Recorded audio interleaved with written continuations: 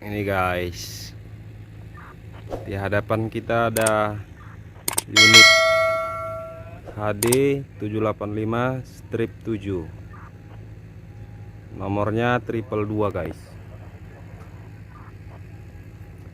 Komatsu 785 strip 7. Ini guys, kita review apa aja sih di dalamnya. Ini dia guys. Kita awali dari depan sebelah kanan. Ini dia tampilannya.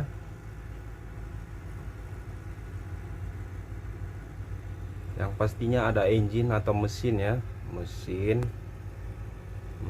12 silinder 140 tipe V engine, menggunakan sistem fuel CRI Common Rail Injection yang sedang berkembang saat ini ya di dunia otomotif. Kemudian di engine sendiri itu banyak kompartemen, salah satunya kompresor AC. Ini dia kompresor AC. Kemudian ada alternator juga di sono, sebelahnya kompresor AC. Dan seperti biasa ya, dimana ada engine pasti ada fuel filter. Ini dia fuel filternya guys.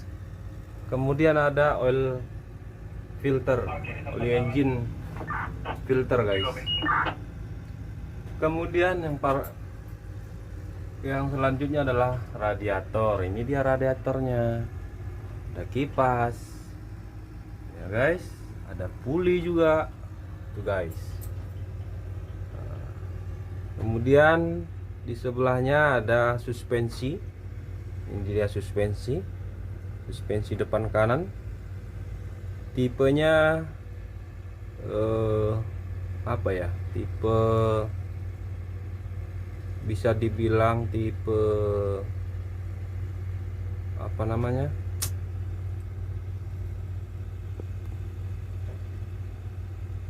dia menggunakan media nitrogen sebagai absorb atau peredam. Juga ada oli di dalam sebagai pelumasnya guys. Kemudian di sebelah suspensi juga ada front wheel brake depan. Jadi tipenya front wheel ini adalah white type atau tipe basah, menggunakan beberapa disc dan plate. Mungkin rekan-rekan semua sudah familiar dengan tipe-tipe brake. Ada kaliper brake. Nah, ini yang seri strip 7 Komatsu 785, dia menggunakan multiple disc. Oke guys, itu seputar brake. Kemudian kita beralih ke depan guys. Ini ada fire activator. Jadi ketika ada terjadi kebakaran, di dalam ini ada pressure nitrogen, maka kita akan mengaktifkan ini dengan cara menarik pin, lock pinnya dan menekan. Kemudian nozzle akan menyemburkan soda api guys ya. Kemudian ini yang nggak kalah penting guys, ada lotto box. Lotto box fungsinya untuk apa guys? Fungsinya untuk memutus sumber energi listrik ya. Kenapa harus diputus guys? Karena energi listrik itu adalah salah satu sumber bahaya guys ya. Sumber bahaya. Nah, ketika ada pengerjaan di dalam unit, maka sumber bahayanya harus diputus guys. Salah satu sumber bahayanya adalah energi listrik. Nah, ketika kita lakukan pengerjaan, jadi kita harus cut off atau putus sumber energinya. Ini untuk power supply dari baterai, langsung kita cut. Ini untuk starting motor. Jadi kita ketika melakukan pengerjaan ini off, maka di kabin ketika ada seseorang yang melakukan start engine, tidak akan aktif guys. Artinya engine-nya tidak akan running. Tuh guys, ini salah satu switch emergency stop ketika ada sesuatu yang terjadi di dalam file atau failure, ini akan langsung respon cepat untuk mematikan engine itu guys, emergency stop. Kemudian ini guys, di sini ada kondensor AC. Ini guys, kondensor AC. Kemudian ada oil cooler hidrolik. Ini dia oil cooler hidrolik, fungsinya untuk mendinginkan oli hidrolik di dalam sistem. Kemudian ada dua after cooler. After cooler berfungsi untuk mendinginkan udara di dalam yang akan masuk ke dalam ruang bakar guys. Kemudian selanjutnya di sebelah kiri depan, yang pastinya ada fuel filter juga ya. Fuel filter, water separator juga. Oke, mau menjauh mas? Akhirnya nembak menjauh ya. Ada dryer AC. Ini dryer AC. AC ya, bukan AC. Kemudian ada front wheel brake juga, sama seperti yang kanan guys. Sudah dijelaskan tadi untuk brake. Apalagi yang untuk sebelah kiri sepertinya hampir sama sih yang sebelah kanan itu guys. Tambahannya untuk switch priming pump. Nah, ketika sedang melakukan bleeding fuel system, ada switch yang akan mengaktifkan pompa priming guys. Jadi sirkulasi fuel ketika ada udara yang ada terjebak di dalam itu bisa diminimalis menggunakan priming pump. Itu switchnya guys, switch priming pump itu guys. Oke, guys, untuk yang depan sebelah kiri saya rasa cukup. Oh ya, tambahan untuk steering valve. Steering valve atau sistem kemudi yang menggunakan hidrolik. Jadi dikontrol dengan valve ini guys. Bisa disebut juga dengan orbitrol. Oke guys, sebelah kiri. Kemudian yang paling penting atau pada rekan-rekan yang akan melamar sebagai operator, P2H dilakukan, yaitu diantaranya untuk pengecekan level fuel engine. Nah, di sini dia lah guys. Level oli engine di sini. Ini guys, bagi teman-teman yang akan melakukan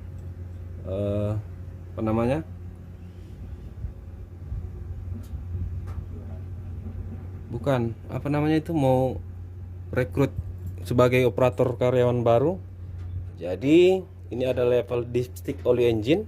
Ini hal yang paling penting dan utama guys sebagai operator, yaitu melakukan P2H atau pemeriksaan harian guys ya. Salah satunya pengecekan pada level oli engine. Di level itu ada level high dan low guys. Ini untuk high inisial H dan low inisial L. Ini nggak kelihatan guys karena ada olinya. Oke guys, itu yang buat calon pelamar sebagai operator guys. Yang paling utama adalah P2H unit, harus dan wajib untuk dilakukan itu guys ya.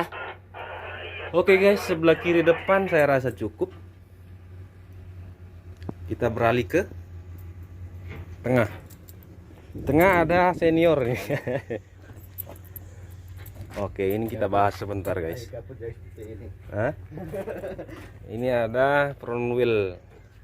Front wheel tampak dari samping seperti ini. Ini guys.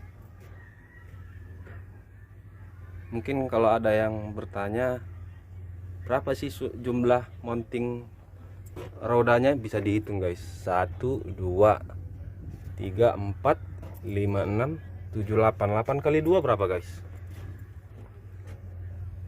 16 tambah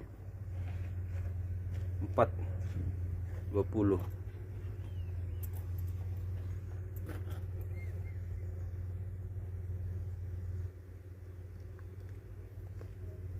Tambah 2 deng. Tambah 2 berarti 18 guys. Oke guys, ini kita berada di bagian belakang roda depan guys. Nggak kelihatan ya, gelap ya ini guys. Tadi kita bahas suspensi. yang tipe pneumatik, bisa dikatakan pneumatik karena media absorbnya itu menggunakan nitrogen guys. Tuh guys, suspensi ada 4 biji, depan 2, belakang 2. Tuh guys. Nah, untuk di area ini kita jelaskan ada kompartemen akumulator atau komponen akumulator. Di dalam sini ada 2 biji guys, cuman tertutup cover. Sebelah kanan juga ada 2. Fungsinya akumulator brake ialah untuk memberikan fast respon atau respon yang cepat ketika mengaktifasi brake ya guys. Jadi tidak ada delay untuk pengereman ketika kita atau ketika operator sedang melakukan pengereman. Itu salah satu komponen penting juga guys di dalam sistem brake. Nah, unit ini unit high atau big, jadi sistem keamanan harus diutamakan, number one. Kemudian ada steering cylinder. Tadi kan kita bahas steering valve, yaitu kontrol sebagai kontrol. Nah, steering valve untuk mengontrol steering cylinder. Ini dia steering cylinder. Nah, ini yang sebelah kiri. Nah, fungsinya sebagai aktuator untuk mengarahkan arah unit atau roda menggunakan sistem hidrolik, full hidrolik, tekanan oli guys ya. Steering cylinder ada 2, kanan kiri. Kemudian ada tirut. Nah, tirut sebagai penyeimbang sistem kemudi antara kanan dan kiri guys. Ini dia. Oke guys, itu tampak dari tengah, bisa dikatakan tengah ya, karena kita di bagian tengah unit, di belakang roda depan. Oke guys, itu untuk di tengah sebelah kiri yang paling penting. Kemudian kita beralih ke tengah unit. Nah, untuk bagi teman yang akan melamar sebagai operator, yang paling diperhatikan adalah P2H. Nah, P2H di bagian tengah unit sebelah kiri adalah level oli hidrolik. Level oli hidrolik di mana ketika unit ini dikatakan layak operasi ketika level oli berada di antara gelas atas dan gelas bawah. Nah, ketika olinya tidak kelihatan sama sekali, unitnya tidak direkomendasikan untuk operasi. Oke guys, itu yang penting guys. Kemudian ada level oli transmisi juga guys. Cuma karena dia banyak tanahnya susah guys. Sama seperti teorinya yang untuk yang level hidrolik, olinya harus pada level high dan low. Oli engine juga sama. Itu guys. Ini kalau bersih kelihatan olinya guys. Kemudian ada silinder hoist guys. Ini dia silinder hoist. Silinder hoist fungsinya sebagai aktuator untuk menaikkan dam body vessel. Nah, ketika ada muatan di atas, untuk membuang muatannya ya ini aktuatornya. Jadi tekanan oli akan masuk ke dalam silinder dan silinder akan terangkat ke atas dan muatan pun akan keluar dari body vessel. Itu guys, bagian tengah sebelah kiri. Kemudian bagian belakang ada final drive. Final drive itu ya final dan drive. Fungsinya sebagai penerus atau terakhir, penerus putaran sebagai terakhir. Nah, jadi finalnya di sini. Jadi sistem pemindah tenaganya dari engine, kemudian ada transmisi melalui propeller shaft melalui diferensial membagi kanan dan kiri, dan terakhir ada final drive. Ini dia final drive nya guys. Dalam final drive itu ada beberapa komponen, salah satunya planetary gear system. Planetary membagi reduksi, jadi putaran itu akan dikembangkan atau dirubah menjadi momen atau torque. Jadi putarannya akan memperbesar torque. Torque itu adalah kekuatan guys, kekuatan putar. Itu sekilas final drive guys. Kemudian ini guys, Ini adalah rock ejector. Rock ejector itu ada dua, kanan dan kiri belakang. Fungsinya untuk reject ketika ada batu atau tanah yang masuk ke sela roda guys. Ini guys, dia akan membuang atau mereject. Nama juga rock ejector. Eject gitu guys. Rock itu kan batu guys. Itu guys. Kemudian yang ini suspensi, ada dua, kanan dan kiri. Suspensi kanan dan kiri sama. Tipenya juga pneumatik menggunakan media nitrogen. Ini dia guys, nitrogen sebagai absorbnya atau peredamnya.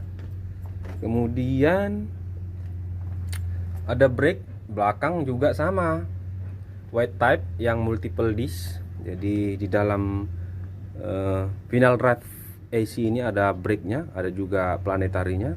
Brake-nya sama seperti depan, menggunakan display yang multiple, yang lebih dari satu, yang tipe basah guys. Jadi oli bersirkulasi untuk mendinginkan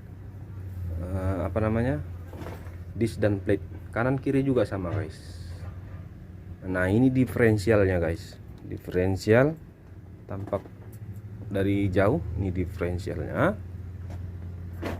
Diferensial ya sama sih fungsinya seperti mobil-mobil yang di luar sana. Itu guys.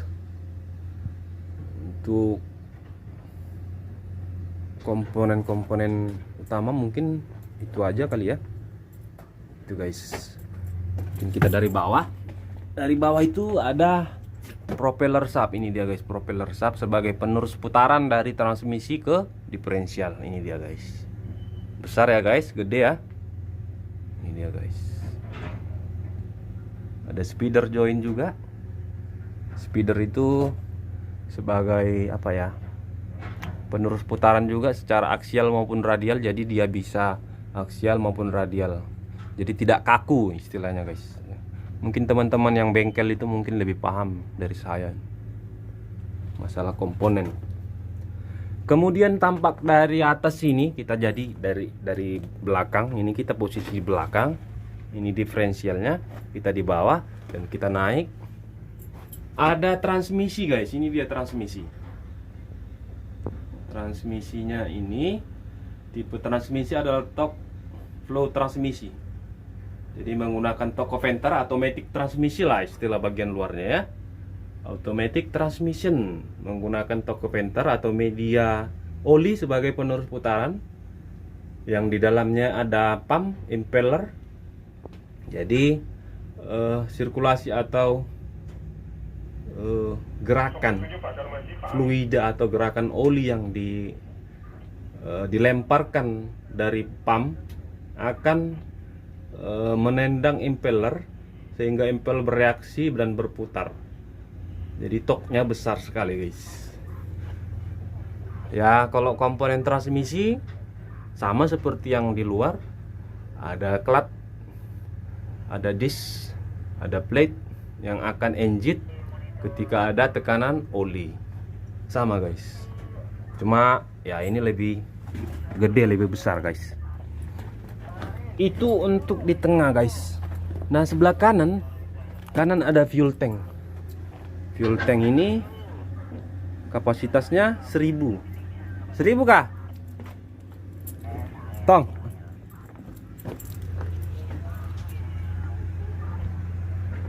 Ya Tan. Fuel tank berapa kapasitasnya?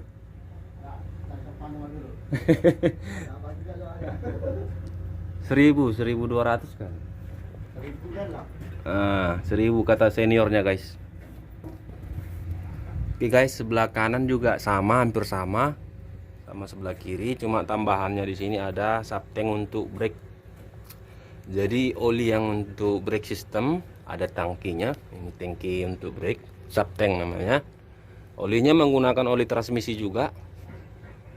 Pompanya dia pompa khusus brake, berbeda dengan dipisah dengan transmisi guys.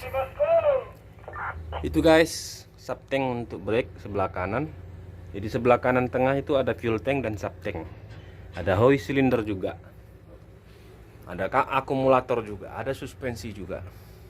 Oke guys, karena durasinya sudah panjang, kita akan lanjut ke video selanjutnya. Kita akan review bagian atas guys untuk video selanjutnya guys, karena ini sudah 20 menit terlalu berat. Oke guys, silahkan subscribe ketika Anda penasaran. Oke guys, terima kasih.